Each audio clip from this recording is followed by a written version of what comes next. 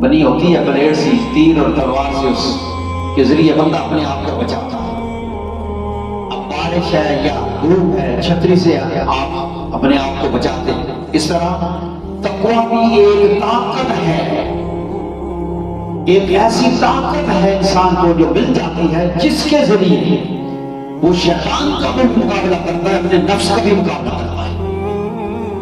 अब बुराई तो दूर मरकज है नहीं, एक बाहर से शैतान, अंदर हमारा अपना नफ्स, हमारी मर्जी।